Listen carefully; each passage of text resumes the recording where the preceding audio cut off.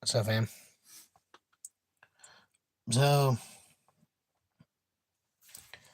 I don't know if I need to cover up my car tonight or if it's gonna be fine.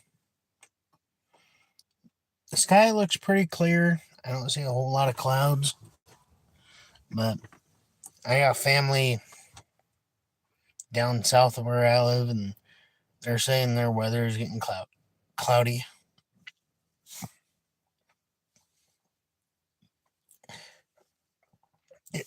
Ear problems. Hold on. I get that overwhelming urge, like I need to burp, and it just does not want to come out. But I need to roll up the windows on my car. I got a couple down. I was trying to let it air out earlier. I need to get those. Need to get those rolled up.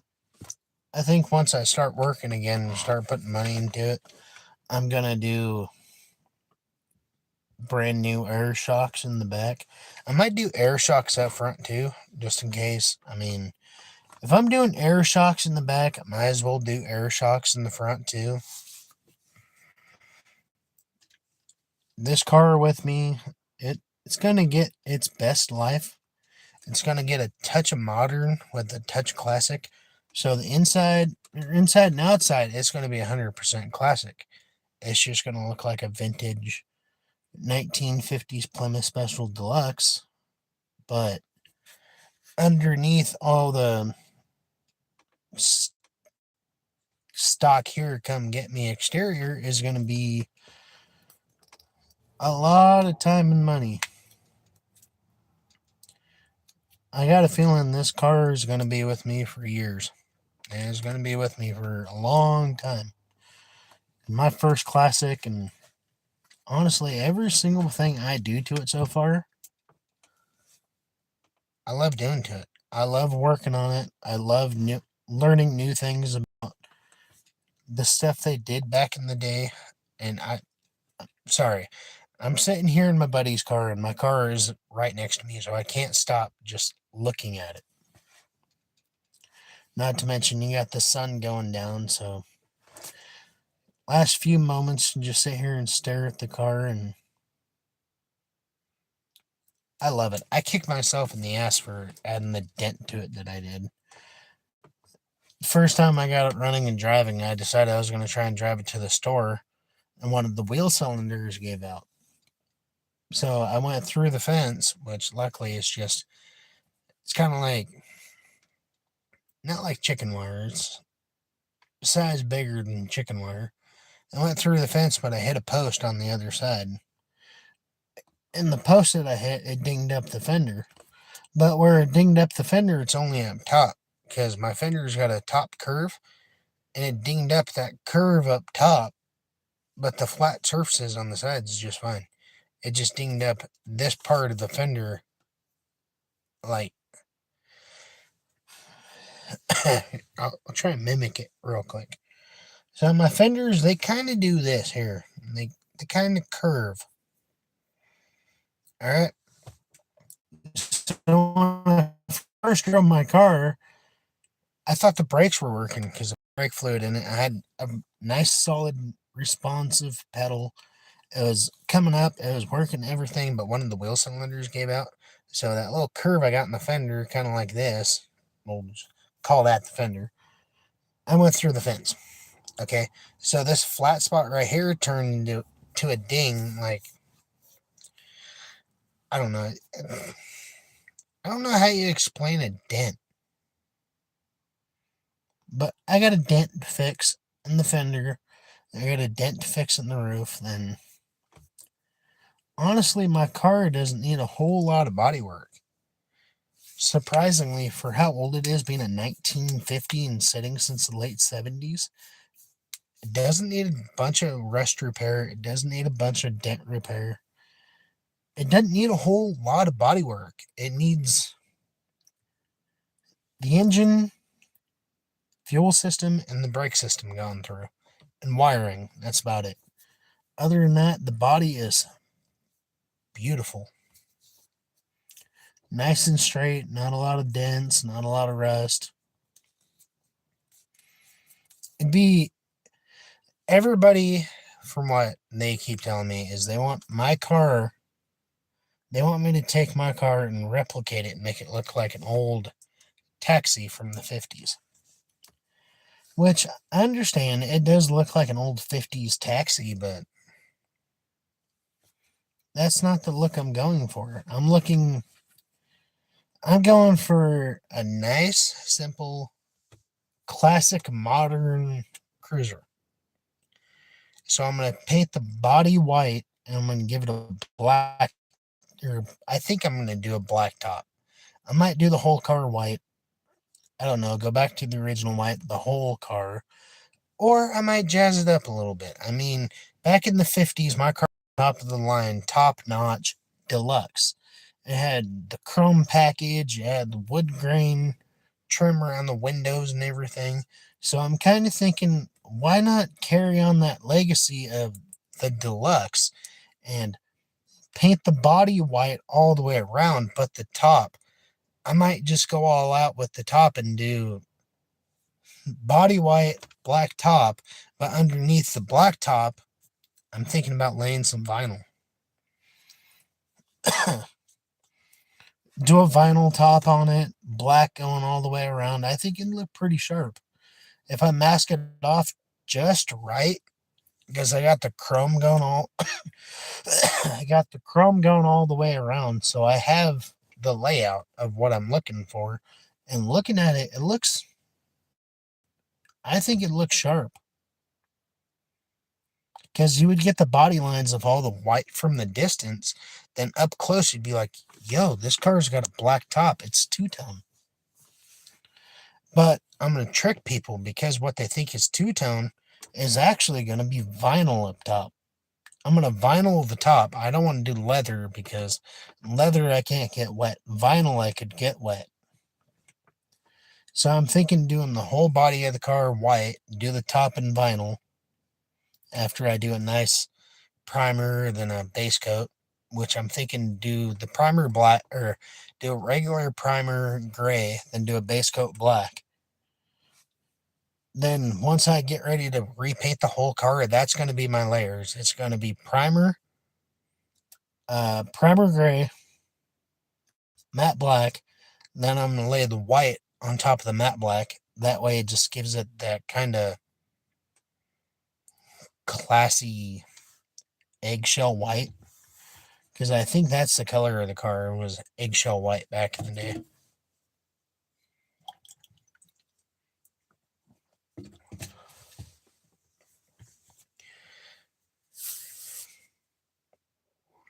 Bro, Spokane, no way.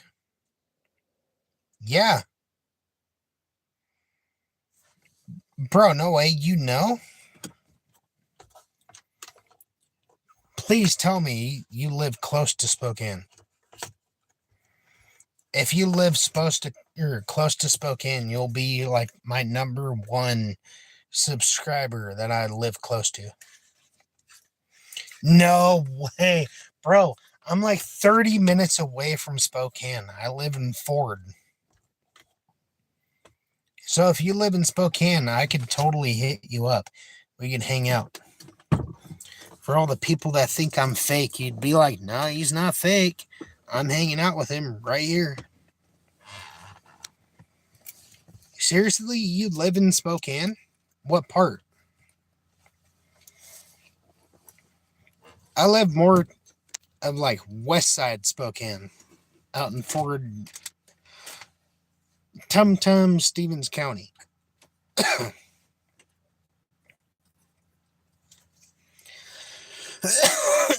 That would be freaking cool, dude. I think so far you're probably the first person I've ever had join the stream from Spokane. Ellie. But yeah, I live pretty close to the Spokane area, about half hour. Oh, it's a big. Oh, it's a big, huh? What? Go play. Well, go play. What? Oh, come on, man.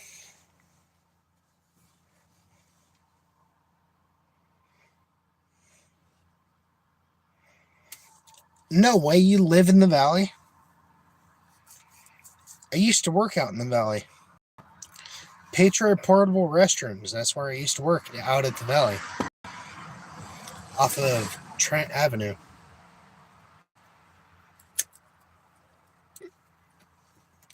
I used to work for Patriot, and I'm trying to get a job through American On-Site Services.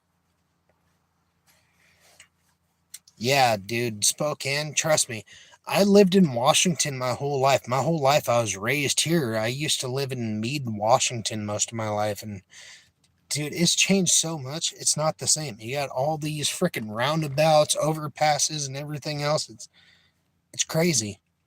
Then you start seeing the overpasses that aren't even done yet. It's like, I wonder how many years it's going to take before they finish these overpasses going from Meade towards the valley.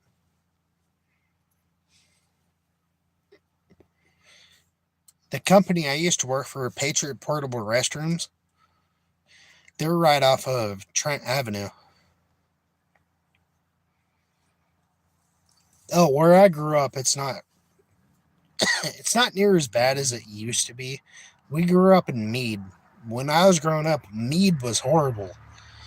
Like, we lived in Meade, we lived in downtown, we lived towards the valley and stuff, but Hilliard, Hilliard area was number one for gang activity. Me growing up in Hilliard, literally, we'd go hiking up in the mountains we called Beacon Hill because it's got the bright blinking towers. I used to go hiking up there every single morning and every afternoon. And my brother and I, we went hiking there one time, and we found a car. It was kind of weird because it looked like a brand new car fresh off the showroom floor. So we went hiking, we found it, we called the cops, they went up and they found the car. They brought the car back down, and we had we had an overnight investigation on Longfellow Avenue in Meade, Washington, back in like 2001, 2002. They brought the car down, sat it down right in front of the trailer we lived in. So we watched the bomb squad and everything go through this car and pull out freaking totes full of drugs, guns, everything else.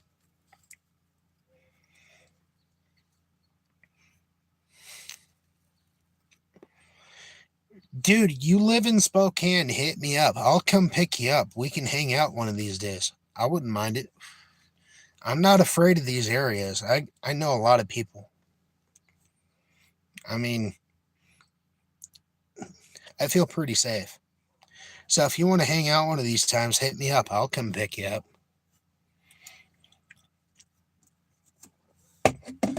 Half the time I DoorDash in Spokane anyways. I do DoorDash a lot, so you might see me in my buddy's vehicle once in a while.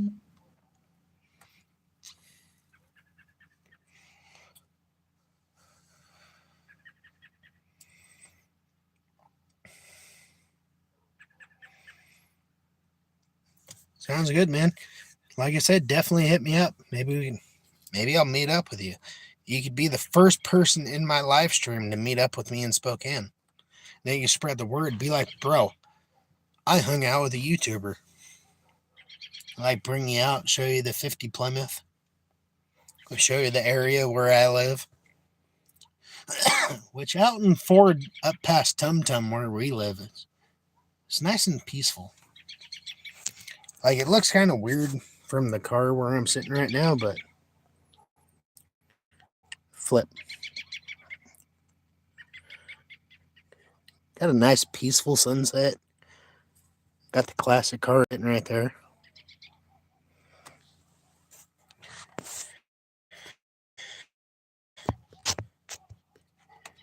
Bro, definitely hit me up. I'll come pick you up and we can hang out. Next time I go DoorDash, I'll pick you up and we'll just DoorDash hang out. And buy Pokemon cards, whatever. That way you can tell all your friends and family, be like, I'm hanging out with a YouTuber. I'm not majorly big in YouTube, but I'm getting out there. I'm finally getting in the short feeds.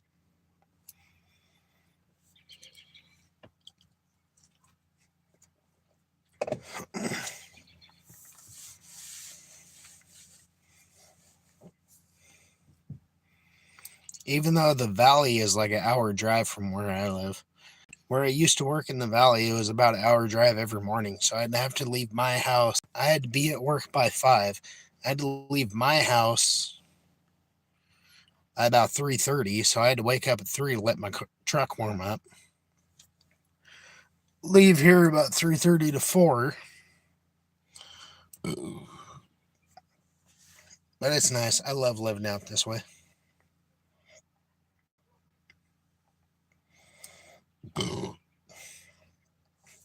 Awesome. Thank you for the sub. And I wouldn't mind. I mean, I borrow my rig any or buddy's rig anytime to go DoorDash and just pick you up, come hang out with me. I wouldn't mind. I mean, if I hang out with subs, all that's going to do is spread the word. Be like, yo, this guy's a YouTuber, and I've been hanging out with him, so you're going to spread the word for me. And anybody that wants to advertise my channel, I plan on making custom t-shirts, custom hoodies here soon when I get the money for it. I'm going to order... I'm planning on ordering maybe 10 hoodies, 10 t-shirts just to get a start going. Then I'm going to do a giveaway. But Temu, I need to get a hold of the Temu support because the hoodie I had planned would have had the barcode for my channel up front, like my work shirt right now. The barcode for the channel would have been right here with the logo on the back. That was the design I was going for. But for some reason, they will not allow me to have my QR code on my hoodie. I don't understand why. So I'm going to get a hold of customer support and be like, hey, I want to have some hoodies made for my YouTube channel, but I want to have my QR code on the front. So when people see the logo in the back and they're like, hey, that's a cool logo. What's it about? They're like, hey, scan the QR code and there you go.